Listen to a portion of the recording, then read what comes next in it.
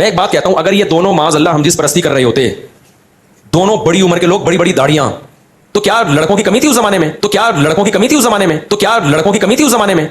हम जिस तरह परस्ती करने वाला क्या इतनी बड़ी बड़ी दाढ़ियों वाले आदमी को तलाश करता है इस काम के लिए? अब लिखने वाले की गलती है कि यार अगर कोई आपस में इतना बेतकल्लुफ है, इस तरह का मजाक कर भी रहा है, तो उसको किताब की जीनत बनाना बनता नहीं है। वो बेवकूफ ने उसको किताब की जीनत बना दी है, वो बेवकूफ ने उसको किताब की जीनत बना दी है, वो बेवकूफ ने उसको किताब की जीनत बना दी है। तो इंजीनियर अगर ये इतराज करता ना कि इनके मुरीदों में अकल नहीं थी, एक निजी वाकया, महफिल का मजाक का वाकया किताब में लिख दिया, तो हम उसको सपोर्ट करते कि वाकई सही कह रहे हैं यार, एक बेतकल्लुफी का वाकया था, किताब में लिखने की क्या जरूरत थी? इंजीनियर का कुछ सड़ा हुआ दिमाग है, उसके हमेशा उससे गोबर ही निकलता है, मुंह से भी गोबर। बाज लोगों के गोबर का एक खास रास्ता अल्लाह ने बनाया है, वहीं से निकलेगा। लेकिन कुछ लोग ऐसे हैं कि उनके लिए वो रास्ता छोटा पड़ गया, तो मुंह से भी गोबर निकलता है। लेकिन इंजीनियर के चूंकि दोनों रास्तों से गूं ही हमेशा निकलता है, लेकिन इंजीनियर के चूंकि दोनों रास्तों से गूं ही हमेशा निकलता है, तो मुंह की बवासीर कहते हैं ना, तो मुंह की बवासीर कहते हैं ना, तो मुंह की बवासीर कहते हैं ना, तो उसने फौरन इस पे क्या लौंडेबाजी कर रहे थे माज़अल्लाह। ये खालिसतन एक मजाक का वाकया है, जो उनके किसी शागिर्द ने लिखा कि दोनों लेटे हुए मजाक कर रहे हैं एक दूसरे के, जैसे होता है ना बेतकल्लुफी का मजाक लोग कर रहे होते हैं, फोश मजाक भी करते हैं एक दूसरे के साथ बेतकल्लुफी में। वो एक महज मजाक का वाकया है। लिखने वाले का मकसद ये थे कि इतने फ्री थे कि इस किस्म के फोश मजाक भी आपस में कर लिया करते थे। लोग कर रहे होते हैं, एक दोस्त भी एक दूसरे से मजाक कर रहे होते हैं, आज तो बड़ा कहते हैं ना, बड़ा आज तो बड़ा चमकता हुआ लग रहा है, काश तू लड़की होता मैं तुझसे शादी करता। ये कह रहे होते हैं ना लोग, कहते हैं ना, बड़ा आज तो बड़ा चमकता हुआ लग रहा है, काश तू लड़की होता मैं तुझसे शादी करता। ये कह रहे होते हैं ना लोग। ये दोस्त अहबाब आपस में मजाक करते हैं और इसकी वीडियोस पड़ी हुई हैं, हम तो फिर उसकी भी ताबील कर रहे हैं। नहीं कह रहा कि ये गलत हरकतें कर रहा है, लेकिन किसी ने बनाया यही वाकया कि ये मियां क्या कर रहे हो, इसको देखो और इससे पूछो मियां तुम क्या कर रहे हो यहाँ पे। तो वीडियो तो हमने वायरल भी नहीं की, मैं नहीं कह रहा उसमें कोई गलत हरकत कर रहा है, लेकिन आप वो वीडियो देखोगे तो आपको पता चलेगा जो दूसरे पे इल्जाम लगा रहे हैं ना, इससे ज्यादा खुद इसके ऊपर उंगली उठ सकती है। अच्छा मेरे भाइयों, एक और करंट इशू मैंने डिस्कस करना है। पिछले वीक के अंदर हमारे जो महबूब हैं ममदूह कराची के मुफ्ती देवबंदी मियां मुफ्ती मियां तारिक मसूद साहब हाफिज़हुल्लाह ताला, उनकी एक वीडियो मंजर आम पे आई और माशाल्लाह वो इतनी वायरल हुई मीम्स के अंदर। जाहिर है उसमें मीम वाला मटेरियल था तो मीम्स बन गई। बहरहाल उस वीडियो को देखने के बाद मुझे इस एतबार से तो दुख हुआ कि ये एक आलिम दीन की जुबान है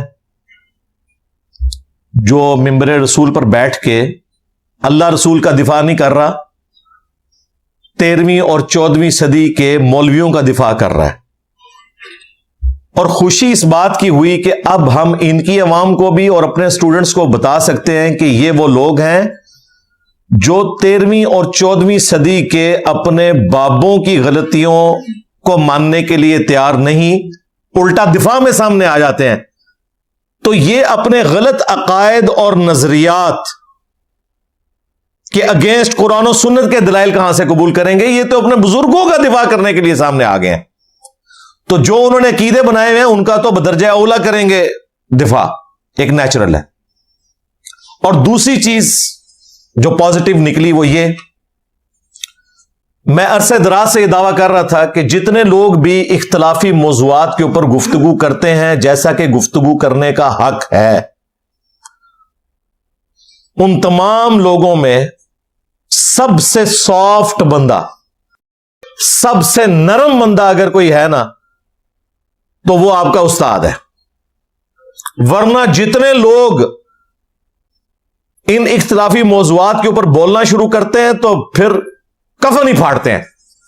यहां कोई दीनी मसला डिस्कस नहीं हो रहा था, इनके बुजुर्गों का एक जायज मोहब्बत का वाकया डिस्कस हो रहा था। जाहिर है वो नाजायज तो उसे नहीं समझते, अगर नाजायज समझते होते तो मेरे खिलाफ क्लिप तो ना बनाते। वो तो उस मोहब्बत को जायज समझ रहे हैं, इसलिए उन्होंने उसका दिफा किया है। तो जो जो जुबान उन्होंने उस वीडियो में इस्तेमाल की है,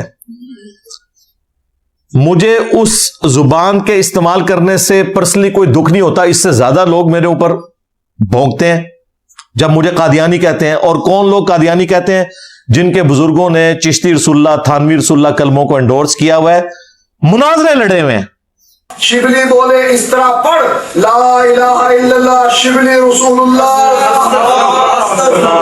और खत्मे नबुव्वत के डाकुओं, शिबली को रसूल बनाने वालों, ला इलाहा इल्लल्लाह चिश्ती रसूलुल्लाह, ला इलाहा इल्लल्लाह शिबली रसूलुल्लाह। इन्होंने फिर पढ़ा ला इलाहा इल्लल्लाह शिबली रसूलुल्लाह। अब बात ये, इन्होंने शिबली को क्या कहा? कौन है? काफिर है। इनके उलमा ने लिखा, शिबली ने जितनी बातें की हालत शुक्र और मस्ती में की, खबरदार ज़ीनहार हरगिज़ ऐसे सूफिया के बारे में जबान ना खोलना। तुम बकी जा रहे हो, तुम्हारे काबिर कह रहे ना खोलना, तुम बकी जा रहे हो।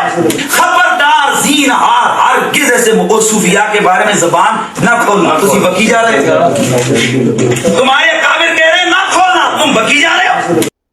और उनके बुजुर्गों ने अपनी किताबों में इन वाकयात को मार्फत की बात कह के नकल किया हुआ है। हमें कादियानी कहते हैं, और एक कादियानी तो तुम्हारा अब्बा था। हनफी बरेलवी, हनफी देवबंदी, हनफी कादियानी। कादियानी बगैर रफुल यदैन के नमाज पढ़ते हैं, और हम अल्हम्दुलिल्लाह बुखारी और मुस्लिम में जो नमाज का तरीका लिखा हुआ है उसके मुताबिक नमाज पढ़ते हैं। तुम्हारी नमाज कादियानियों वाली है। 11वीं खाते हो तुम अब्दुल कादिर जिलानी के नाम की, और नमाज पढ़ते हो अब्दुल कादिर जिलानी के बिल्कुल अपोजिट तरीके पे। अब्दुल कादिर जिलानी की नमाज वही नमाज थी जो बुखारी मुस्लिम में लिखी हुई है।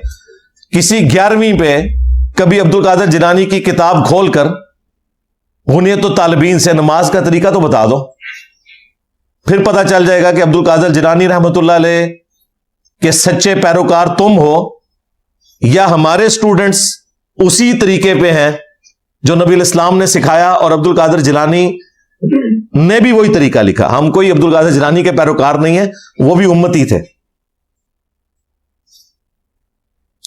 तो ये कादियानियत का इल्जाम भी मेरे ऊपर लगाया, हमें तो फायदा हुआ।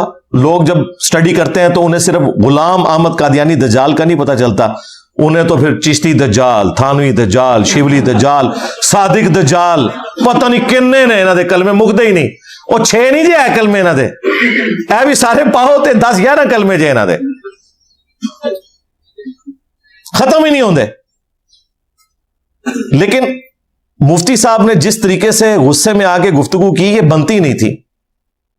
जान छुड़ानी थी तो बाकी मौलवियों की तरह कह देते कि किताबां बदल गई हैं। इस लिहाज से मुफ्ती साहब को सलूट है कि उन्होंने ये झूठ नहीं बोला जो बाकी मुफ्ती बोलते हैं कि किताबें बदल गई हैं। उन्होंने ऑन किया कि किताबें हमारी हैं। लेकिन जो ये ऑन कर लेता है उसके बाद तो उससे बड़ा इम्तिहान शुरू हो जाता है। तो उन्होंने दिफा करने की कोशिश की, और जो दिफा उन्होंने किया है अल्लाह माफी दे। सबसे पहले तो उन्होंने मुझे गालियां निकाली हैं। जो जुमले उन्होंने इस्तेमाल किए हैं, वो लैंग्वेज मेंबर के ऊपर कैसे इस्तेमाल की, नकले कुफर ना बाशिद वाली बात है। उन्होंने कहा कि जी अल्लाह ताला ने गोबर निकलने का रास्ता रखा हुआ है, बाद लोगों के 2 रास्ते होते हैं, और इंजीनियर उस रास्ते से भी, यानी वो मुंह से, और वो कह रहे हैं इसको मुंह की बवासीर है। आप जरा देखेंगे टर्म, मौलवी जितनी मोटी गाल काट सकता है ना, आम आदमी सोच भी नहीं सकता। मुंह की बवासीर। इंजीनियर क्या कुछ सड़ा हुआ दिमाग है, उसके हमेशा उससे गोबर ही निकलता है। मुंह से भी गोबर, बाज लोगों के गोबर का एक खास रास्ता अल्लाह ने बनाया है, वहीं से निकलेगा। लेकिन कुछ लोग ऐसे हैं कि उनके लिए वो रास्ता छोटा पड़ गया तो मुंह से भी गोबर निकलता है। लेकिन इंजीनियर के चूंकि दोनों रास्तों से गूं ही हमेशा निकलता है, तो मुंह की बवासीर कहते हैं ना, तो उसने फौरन इस पे क्या लौंडेबाजी कर रहे थे माज़अल्लाह।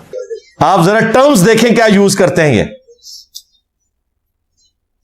और फिर जो लैंग्वेज यूज कर रहे हैं और उन्हें पता नहीं कि उस लैंग्वेज के रगड़े में कौन आ रहा है। वो कहते हैं कि अगर किसी बेवकूफ ने यह वाकया लिख भी दिया था मियां वाला, तो इंजीनियर साहब अगर ये कहते ना कि लिखने की क्या जरूरत थी तो हम साथ देते। अब लिखने वाले की गलती है कि यार अगर कोई आपस में इतना बेतकल्लुफ है, इस तरह का मजाक कर भी रहा है, तो उसको किताब की जीनत बनाना बनता नहीं है। वो बेवकूफ ने उसको किताब की जीनत बना दिया है। तो इंजीनियर अगर ये इतराज करता ना कि इनके मुरीदों में अकल नहीं थी, एक निजी वाकया, महफिल का मजाक का वाकया किताब में लिख दिया, तो हम उसको सपोर्ट करते कि वाकई सही कह रहा है, यार एक बेतकल्लुफी का वाकया था, किताब में लिखने की क्या जरूरत थी। मुफ्ती साहब हम तो अरसा दराज से कह रहे हैं अपनी वीडियोस में कि लिखने की क्या जरूरत थी।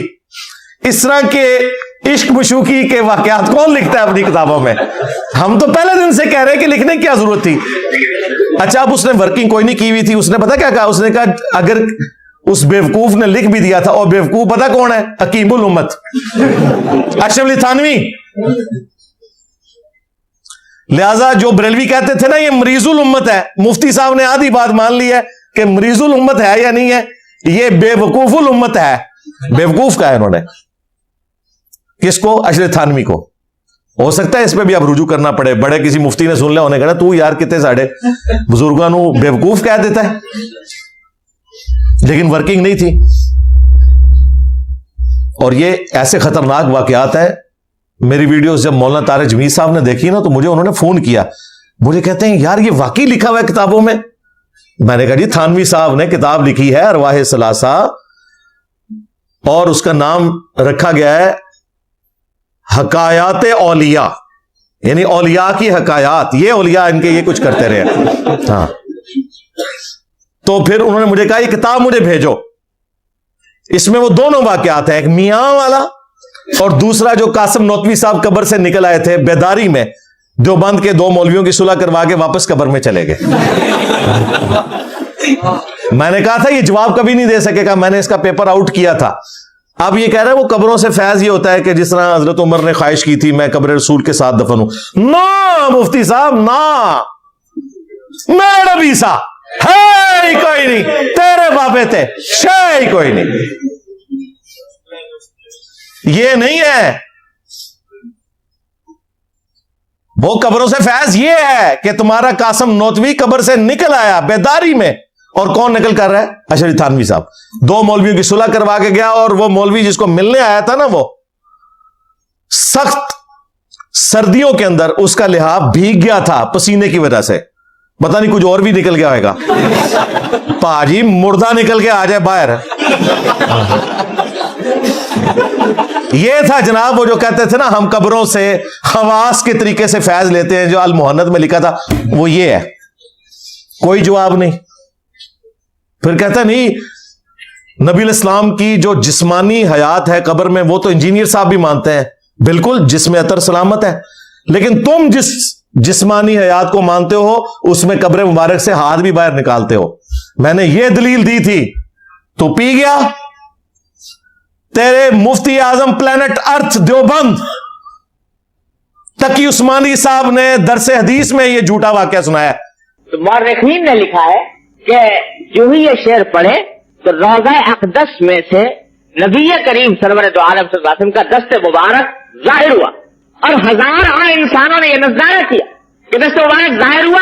अहमद कबीर रिफाई रहमतुल्लाह अलैह ने दस्ते मुबारक को बोसा दिया और दस्ते मुबारक फिर वापस आया। इतना अजीम शान वाकया इनके साथ पेश आया, और ये मौरखीन ने मुतादिद तारीखों में लिखा है, और लिखा है कि हजारा अफराद की मौजूदगी में यह वाकया पेश आया कि 550 साल बाद शेख अहमद रफाई के लिए रसूलुल्लाह ने कब्र अतर से हाथ बाहर निकाला, ख्वाब में नहीं बेदारी में, 90,000 लोगों की मौजूदगी में। झूठ लिखा, ये बापा जानी ने भी लिखा हुआ है, और इनके बड़े शेख जकरिया कांदलवी तबलीगी जमात वाले ने फजाइल हाज में लिखा हुआ है, और कहते हैं जी हाथ चूमा उन्होंने, और अब्दुल कादिर जिलानी भी साथ थे, और नहीं चूम सके।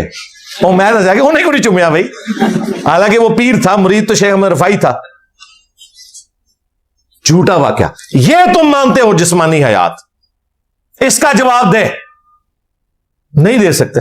मैंने उसमें भी कहा था मैं जो कुछ पेपर आउट कर रहा हूं इन्होंने जवाब देने हैं, उनके भी जवाब दे रहा हूं, लेकिन ये कभी भी बोरा खोल के किसी बात का जवाब नहीं दे सकेगा। उसने नहीं दिया, सती बातें करके साइड पे हो गया। तो जो अल मुहन्नद में कीदा था ना कि हम बुजुर्गों के सीनों और कब्रों से फैज लेने के कायल हैं, तो कब्रों से तो फैज मैंने बता दिया। यह था कि कासिम नौतवी जिंदा होकर दोबारा से कब्र से निकल आया। सीने से फैज के लिए हमने यह वाकया बयान किया था, जिसके ऊपर मुफ्ती साहब कह रहे हैं कि इंजीनियर के मुंह से तो गंद ही निकलता है, ऐसे मुंह की बवासीर है। यार ये गंद तुम्हारे बुजुर्गों ने किया है, मैं तो बयान कर रहा हूं। अगर तो मैंने गन पॉइंट पे दोनों तुम्हारे बुजुर्गों को लटाया हो चरपाई पे, फिर तो मैं मुजरिम हूं। ठीक है, अपनी मर्जी से लेटे, एक चीख रहा है, दूसरा कह रहा है कि देवबंद दिमाग बंद। मेरा क्या कसूर है? अच्छा, उन बाबुओं को कुछ नहीं कह रहा, उल्टा उनके दिफा पे पता क्या कह रहे हैं? कहते हैं देखें कि हमारे भी यहां होता है ना, कोई लड़का जो है वो जरा अच्छा लिबास पहना हो तो वो कहते हैं आज तो बड़ा तू चमक रहा है, अगर तू लड़की होता तो मैं तुझसे शादी कर लेता। नाउज़ुबिल्लाह। ये खालिसतन एक मजाक का वाकया है जो उनके किसी शागिर्द ने लिखा कि दोनों लेटे हुए मजाक कर रहे हैं एक दूसरे के, जैसे होता है ना बेतकल्लुफी का मजाक लोग कर रहे होते हैं, फोश मजाक भी करते हैं एक दूसरे के साथ बेतकल्लुफी में। वो एक महज मजाक का वाकया है। लिखने वाले का मकसद ये थे कि इतने फ्री थे कि इस किस्म के फोश मजाक भी आपस में कर लिया करते थे। लोग कर रहे होते हैं, एक दोस्त भी एक दूसरे से मजाक कर रहे होते हैं, आज तो बड़ा कहते हैं ना, बड़ा आज तो बड़ा चमकता हुआ लग रहा है, काश तू लड़की होता मैं तुझसे शादी करता। ये कह रहे होते हैं ना लोग, कहते हैं ना, बड़ा आज तो बड़ा चमकता हुआ लग रहा है, काश तू लड़की होता मैं तुझसे शादी करता। ये कह रहे होते हैं ना लोग, ये दोस्त अहबाब आपस में मजाक करते हैं। मुफ्ती साहब ये आपके मदारिस में इस तरह होता है? हमने तो आज तक जिंदगी में आपकी मुबारक जुबान से ये गुफ्तगू सुनी है कि कोई दोस्त अपने दोस्त को ये कह रहा हो। और फिर दूसरी तरफ ये बुजुर्गाने दीन है, बुजुर्गाने दीन ये तरबियत कर रहे हैं कि वो एक दूसरे को ये कहते हैं कि अगर तू ये होता तो मैं तेरे साथ शादी कर लेता। मतलब अगर ये दुनियादार लोग ये बात कर रहे हो ना, वो भी शायद उधर ही करते होंगे, हमने तो आज तक इस तरह की बात नहीं सुनी। तो समझ आती है तुमने तो इन्हें औलिया बना के पेश किया और हकायात औलिया लिखी हुई हैं। ये वाकयात अपनी किताबों से पढ़ के नहीं सुना सकते। आज मैंने स्पेशली ना पहले से ही ना ओरिजिनल बुक से ना ये प्रिंट करवा के ना वाकयात रखे हुए।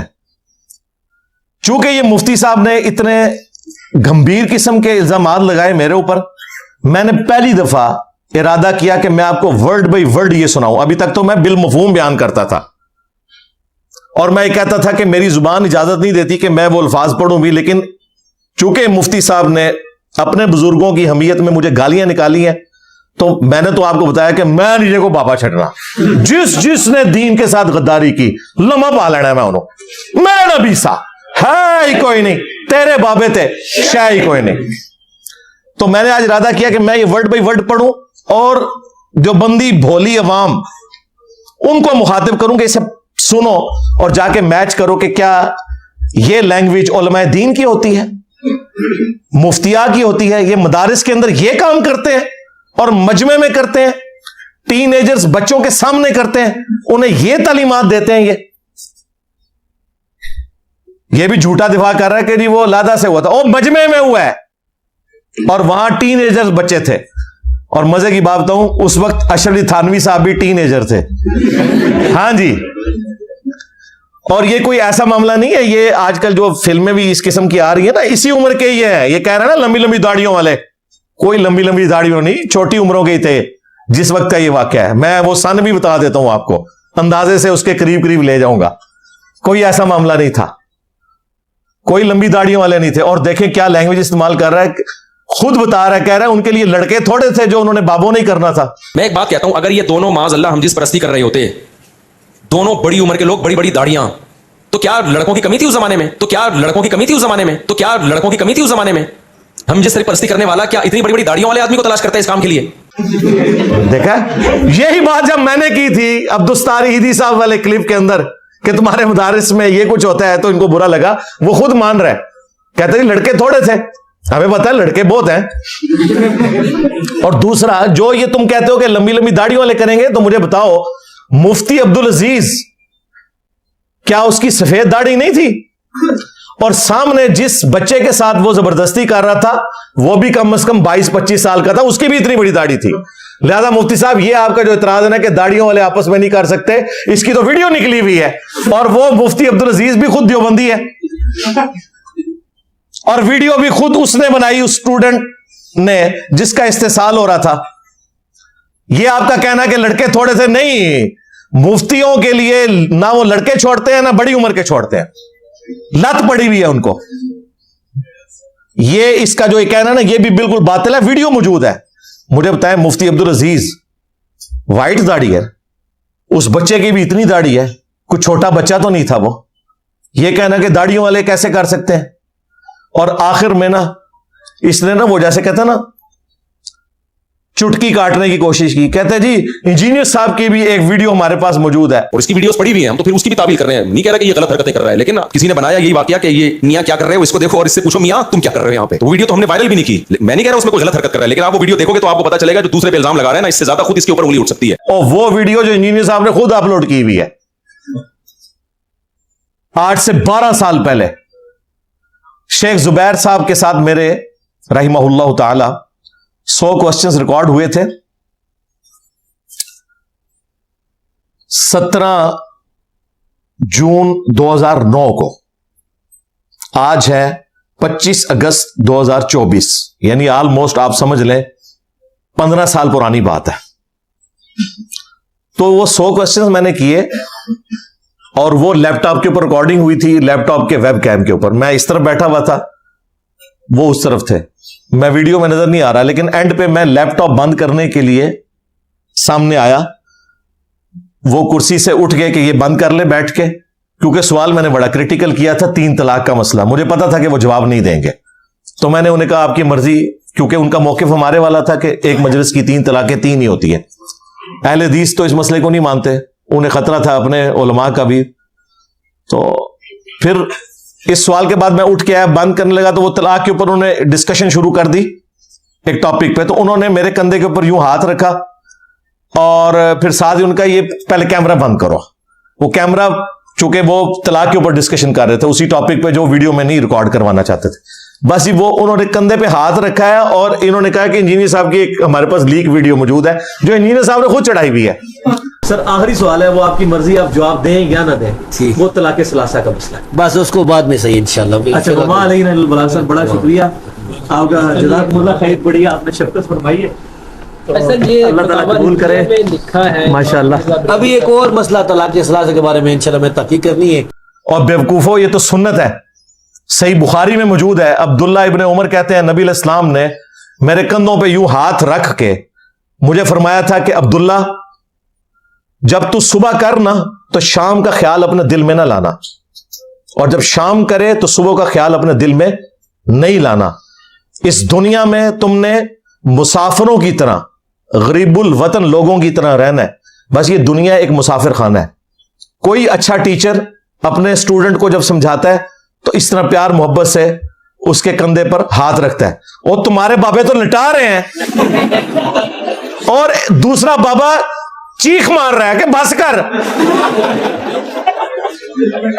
ये 2 वाकयात एक जैसे, ये वही है जो तुम्हारे बड़ों ने कहा था कि कारोबार भी तो सूद की तरह है। अल्लाह ने फरमाया कि अल्लाह ताला ने कारोबार को हलाल किया है, सूद को हराम किया है। बदकारी भी तो निकाह की तरह ही है, एक इजाबो कबूल और हकमैर का ही फर्क है ना, लेकिन जमीन आसमान का फर्क है। इस्लामिक बैंकिंग और दूसरी बैंकिंग एक तरह ही है ना, लेकिन जमीन आसमान का फर्क है। एक मनी अगेंस्ट मनी है, दूसरा मनी अगेंस्ट गुड्स है। खाम खा। और फिर लीक कहां से हुई? चढ़ाई मैंने हुई है, मेरे चैनल पे चढ़ी हुई है, ठीक है। लीक्ड होती तो मैंने खुद तो ना चढ़ाई हुई होती। बस अपने बाबों को बचाने के लिए एक बात छोड़ दी ना, फिर कहता है नहीं नहीं, हम ये भी नहीं कहते कि वो कुछ हो रहा है, लेकिन हम चाहते तो ये कर, ऐ नहीं खाम खा, बस कुछ 2-4 बातें कर दी ताकि अपने पब्लिक को। अब मेरे भाई, ना कोई पॉलिटिशियन, ना कोई जज, ना कोई रियासती इदारे का बंदा अपनी वीडियो से भाग सकता है, वो उसे हॉन्ट करेंगी। ऐसे हो ही नहीं सकता कि आप कोई एक बेतुकी स्टेटमेंट दे के तो साइड पे हो जाए, पकड़े जाएंगे। तो ये भी पकड़ा गया। अब मैं वर्ड बाई वर्ड वो चीजें पढ़ूंगा और फिर मैं इनकी अवाम से भी पूछूंगा और बाकी लोगों से भी कि मुझे बताओ कि ये जो कुछ हो रहा है टीनएजर्स बच्चों के सामने, वो भी सुन लें किस तरह। जो मौलाना कासिम नानोतवी साहब हैं, जिन्होंने मदरसा देवबंद बनाया, ये पैदा हुए हैं 1832 में, 1832, और फौत हुए हैं 1879 में। बड़ी थोड़ी उम्र में ही फौत हो गए। 47 ईयर्स इनकी एज थी जब ये फौत हो गए। मेरी भी 47 होने वाली है इंशाल्लाह 2-3 महीनों तक। यानी मेरी एज में कासिम नोतवी साहब फौत हो चुके थे, 47 ईयर्स। और इन कासिम नानोतवी साहब को जिन बड़े बुजुर्गों ने लटाया वो इनसे उम्र में बड़े थे। वो 1826 में पैदा हुए और 1905 में फौत हुए। उम्र भी उन्होंने ज्यादा पाई, सांप के डसने से वो फौत हुए। आखिरी 8-10 साल तो नबीना भी हो गए थे। ऑलमोस्ट 80 साल उन्होंने उम्र पाई। अब कासिम नानोतवी साहब फौत हो गए 1879 में। अगर ये 1879 में भी वाकया हुआ है, ये चारपाई पे लटाने वाला, जाहिर है उसके बाद तो नहीं हो सकता है वैसे कब्र से भी निकल के लटा सकते हैं, लेकिन चले दुनियावी तौर पे 1879 के बाद यह वाकया नहीं हो सकता। अशरफ अली थानवी साहब वो पैदा हुए हैं 1863 में और फौत हुए हैं 1943 में। 80 साल इनकी भी उम्र हुई है। लिहाजा अगर ये वाकया कासम नानोतवी साहब की वफात वाले साल का भी हो तो उस वक्त थानवी साहब की उम्र बनती है 16 साल, टीनेजर। अगर उन्होंने ये वाकया देखा है, वो तो नकल कर रहे हैं, जिन्हें इन्होंने कहा कि बेवकूफ है नकल करने वाला, श्री थानवी है। 16 साल, 17 साल, 18 साल के बच्चों के सामने उनके उस्ताद चारपाई पे एक दूसरे को लटाए और एक चीखे मारे, दूसरा फिर भी बाज ना आए। हाँ, और फिर सिर्फ यहां तक नहीं, फिर ख्वाब में भी उसको वो नजर आए और फिर आगे भी काम चले, तो शर्म ही करनी चाहिए। अब आप सुने, मैं वर्ड बाई वर्ड पढ़ने लगा हूं। ये अरवाह सलासा जिसे हकायात औलिया इन्होंने डिक्लेयर किया, अशरफ अली थानवी साहब। हकायत नंबर 304। अशरफ थानवी साहब लिखते हैं कि एक दफा गंगोह की खानकाह में मजमा था। गंगोह इस जगह का नाम है, इसी की वजह से रशीद अहमद गंगोई साहब है। अहमद बरेलवी साहब इन्हें गंदगोई कहते हैं। जाहिर है जी, उसी की सुन्नत पर अमल करके इसने कहा कि मुंह की बवासीर है, वो अपने उनको को जो तुम्हारे कंपीटिटर्स हैं, हमारे साथ क्या लेना देना। हजरत गंगोई और हजरत नानोतवी के मुरीद और शागिर्द सब जमा थे, ये देख ले। और अगर थानवी साहब मौजूद थे तो 16 साल का एक बच्चा थानवी, वो मासूम भी वहां पे मौजूद था। और ये दोनों हजरात भी वहीं थे। हजरत गंगोई ने हजरत नानोतवी से मोहब्बत आमेज लहजे में फरमाया, मोहब्बत आमेज लहजे में फरमाया, यहां जरा लेट जाओ। ये सारा इसाले सवाब ना मुफ्ती तारिक मसूद साहब को हो रहा है। मैंने आज तक ये कभी वर्ड बाई वर्ड नहीं पढ़ा था, अब मैं पढ़ूंगा ताकि मीम्स बने इनकी मजीद और इनके दिमाग बंद देवबंद खुले। हजरत नानोतवी कुछ शर्मा सा गए, मगर हजरत ने फिर फरमाया तो बहुत अदब के साथ चित लेट गए, चित लेट गए। अच्छा देखे, ये आज तक इनकी काबर परस्ती है। पहले तो शर्मा के जब उन्होंने जोर लगाया, उनका यार अब उस्ताद है, ये कहते हैं ना उस्ताद के सामने आपने बिल्कुल नहीं बोलना, वही वाला सिलसिला पीछे से चल रहा है। चित लेट गए, हजरत भी उसी चारपाई पर लेट गए। ये कमरे में अलादा से नहीं हो रहा, मजमे में हो रहा है। ये मदरसे के बच्चों को सिखा रहे हैं कि हमारी ये फ्रेगनेस है। इसके बाद बच्चों ने भी तो हजरत की सुन्नत पे अमल करके एक दूसरे को लटाना है ना। ये नहीं ये सोच रहे कि अल्लाह के बंदो, ये इसको तुम फ्रेगनेस कह रहे हो, बच्चों की तरबियत क्या कर रहे हो। हमने अपने बच्चे इन मदारिस में इसलिए दाखिल करवाए हुए हैं कि दो बड़ी उम्र के लोग ये हरकत करें और वो बच्चों को सीने के जरिए फैज पहुंचाने का तरीका बता दें। हजरत भी उसी चारपाई पर लेट गए और मौलाना की तरफ को करवट लेकर, हाँ, मौलाना की तरफ को करवट लेकर अपना हाथ उनके सीने पर रख दिया, जैसा कि कोई आशिक सादिक अपने कल्ब को तस्कीन दिया करता है। इधर जो मैं और क्या करना मुफ्ती साहब, हाँ अल्लाह दे बंदे, ये तो नजर आ रहा है कि ये दिमाग की बवासीर किधर है। इंजीनियर का कुछ सड़ा हुआ दिमाग है, उसके हमेशा उससे गोबर ही निकलता है, मुंह से भी गोबर। बाज लोगों के गोबर का एक खास रास्ता अल्लाह ने बनाया है, वहीं से निकलेगा। लेकिन कुछ लोग ऐसे हैं कि उनके लिए वो रास्ता छोटा पड़ गया तो मुंह से भी गोबर निकलता है। लेकिन इंजीनियर के चूंकि दोनों रास्तों से गूं ही हमेशा निकलता है, लेकिन इंजीनियर के चूंकि दोनों रास्तों से गूं ही हमेशा निकलता है, तो मुंह की बवासीर कहते हैं ना, तो मुंह की बवासीर कहते हैं ना, तो मुंह की बवासीर कहते हैं ना, तो उसने फौरन इस पे कहकर लौंडेबाजी कर रहे थे माशाअल्लाह। मौलाना हरचंद फरमाते हैं कि मियां क्या कर रहे हो, ये लोग क्या कहेंगे। इसका मतलब यह है कि लोगों के सामने ये हरकत नहीं करनी चाहिए। अगर करनी है, कोई सीने से फैज लेना या देना है तो साइड पे ले जाओ, मुफ्ती अब्दुल अजीज की तरह।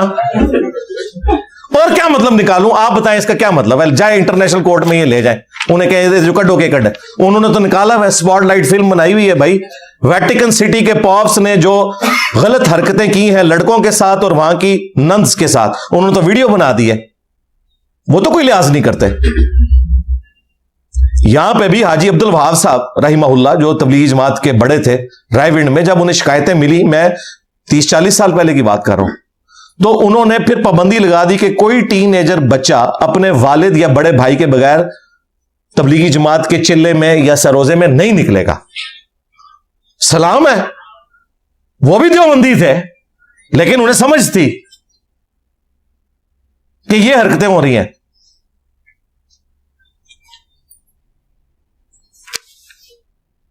मौलाना हरचंद फरमाते हैं कि मियां क्या कर रहे हो, ये लोग क्या कहेंगे।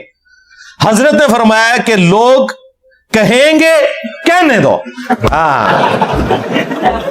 मौलवी नीचे टलदा, जो मौलवी की सीधा इरादा कर ले वो नीचे टलदा। बिल्कुल। शुक्र करें सीसीटीवी कैमरे नहीं लगे हुए थे, वरना मैं आपको वीडियो भी दिखाता। बहरहाल शुक्रिया आशरित थानवी साहब, आपने अपने बचपन का एक वाकया बता दिया जो आपने अपनी आंखों से देखा था। अल्लाह करे कि आपने इसके असरात कबूल ना किए हो। ठीक है, बाकी ये आर्ट से मामलात नहीं चल रहे।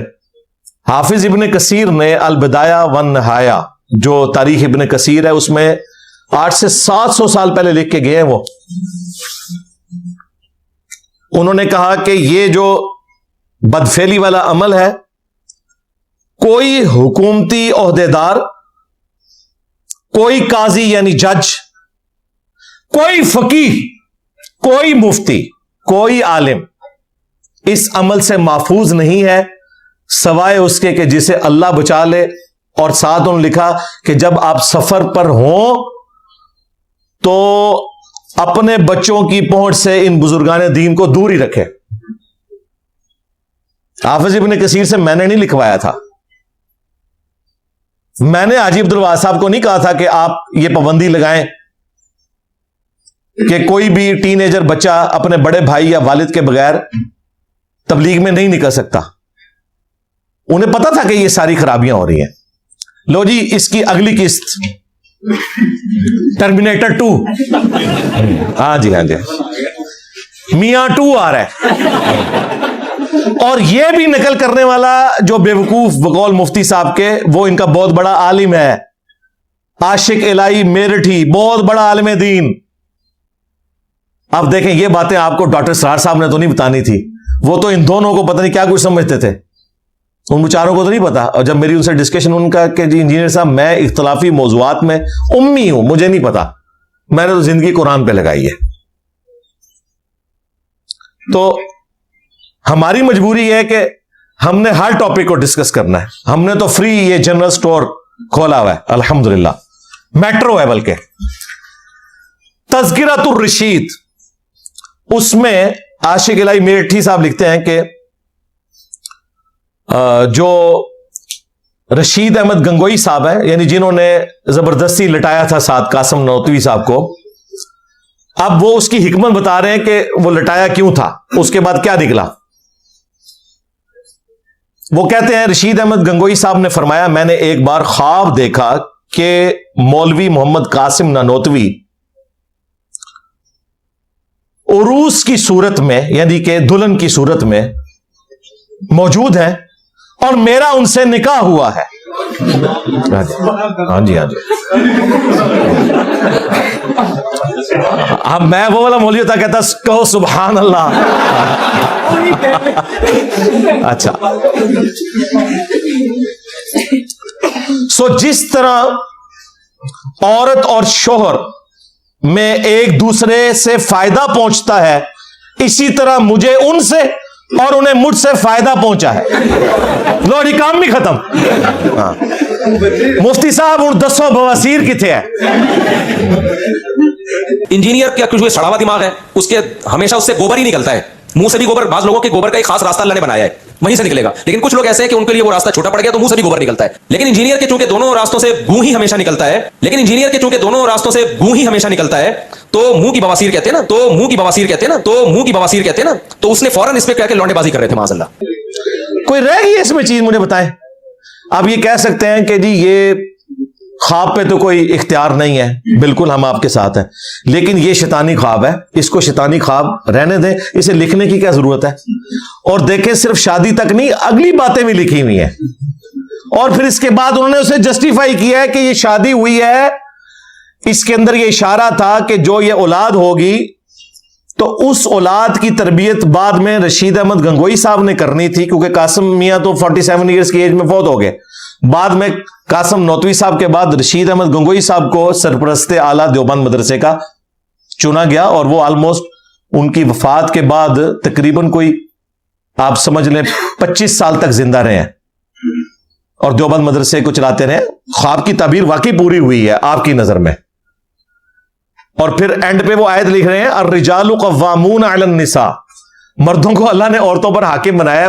वो आयत कोट कर रहे हैं रशीद अहमद गंगोई साहब कि जिस तरह मर्दों को अल्लाह ने औरतों पर हाकिम बनाया है और वो उनके बच्चों की नानो नफके वाला मामला भी लेके चलते हैं, इस तरीके से मैं वो मर्द हूं और मेरी वो जौजा थी कासिम नानोतवी। हाजिर है, यही कहना चाह रहे हैं ना, जो पूरी दिहाड़ी सोचते रहते जे वही कुछ ख्वाब ही नजर आता जे। हाँ, जो दिहाड़ी लटाओगे तो ख्वाब ही ही नजर आएगा ना। अगर ये लिखा होता ना कि मैंने दुल्हन को कासिम की शक्ल में देखा, फिर भी कोई शरीफाना ख्वाब होता उनका। कासिम को मैंने दुल्हन की शक्ल में देखा और उनका एक दूसरे से फायदा भी पहुंचा, वही जो आप समझ रहे हैं। हाँ, हाँ, जो मुफ्ती साहब वो खतरनाक अल्फाज भी इस्तेमाल करते हैं। वो कह रहे हैं कि देखो जी इधर तो लटाया था, कुछ नहीं आगे हुआ। मुफ्ती साहब आपकी एक ख्वाहिश भी पूरी कर दी है, अगली किस्त जो है वो ख्वाब में हो गई थी। हाँ। मैं एक बात कहता हूं, अगर ये दोनों माज अल्लाह हम जिस परस्ती कर रहे होते, दोनों बड़ी उम्र के लोग, बड़ी बड़ी दाढ़ियां, तो क्या लड़कों की कमी थी उस जमाने में? तो क्या लड़कों की कमी थी उस जमाने में? तो क्या लड़कों की कमी थी उस जमाने में? हम जिस तरह परस्ती करने वाला क्या इतनी बड़ी बड़ी दाढ़ियों वाले आदमी को तलाश करता है इस काम के लिए? अब लिखने वाले की गलती है कि यार अगर कोई आपस में इतना बेतकल्लुफ है, इस तरह का मजाक कर भी रहा है, तो उसको किताब की जीनत बनाना बनता नहीं है। वो बेवकूफ ने उसको किताब की जीनत बना दी है, वो बेवकूफ ने उसको किताब की जीनत बना दी है, वो बेवकूफ ने उसको किताब की जीनत बना दी है।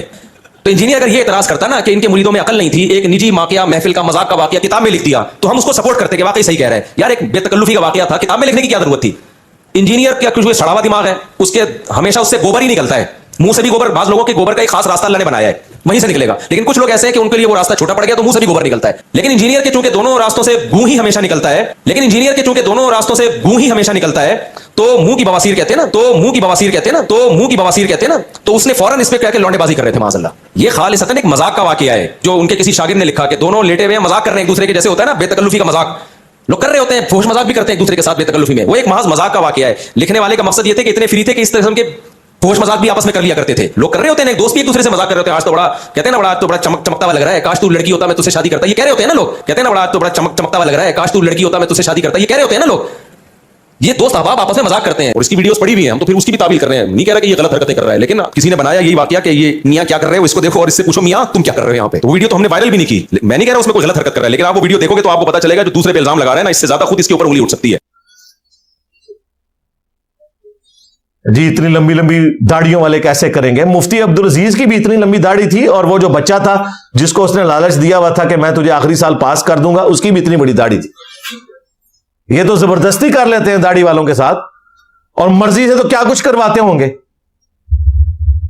ये सारी बातें मैंने सिर्फ इसलिए की हैं कि चूंकि मुफ्ती साहब ने खुद इस मौजू को छेड़ा, और अल्हम्दुलिल्लाह मैं मुफ्ती साहब की तारीफ करूंगा कि उन्होंने अपने बुजुर्गों की तालीमात से भागने की बजाय जड़े आर मुकाबला किया है, और खुद भी जलील हुए ने और अपने फिरके ने भी जलील कराया है। हाँ, यही कुछ वो आप बाकी भी जवाब देख रहे हैं। मैंने 3 अकीदे अल मोहन्नद के बताए थे, जो जवाब आ रहे हैं लूले लंगड़े, उनकी सिर्फ मीम्स ही बन रही है। ये वजह थी जो ये जवाब नहीं देता था और कहता था मेरे पास बोरे हैं, बोरा खोल लिया जाए, विचों के निकले आ जाए, बवासीर निकली है विचों। हाँ, इन्होंने बोरे भी बवासीर पे ही है। इनकी तालीमात कुरान और सुन्नत से अखज़ ही नहीं हुई हुई, ये अपने बुजुर्गों की, सूफियों की तालीमात को लेकर चल रहे हैं। इनका कोई लेना देना नहीं है कुरान और सुन्नत की तालीमात के साथ। इसलिए इनसे ये आप ना डिमांड करें कि ये कोई कुरान और सुन्नत के दलाइल सामने रखेंगे। इनके पास यही कुछ है। हमीयत देखें, अगर मुझे गुस्सा आता है, मैं तो फिर भी अल्लाह और उसके रसूल अज़्ज़ा व जल्ला व सल्लल्लाहु अलैहि वसल्लम की मोहब्बत में गुस्सा कर रहा हूं ना।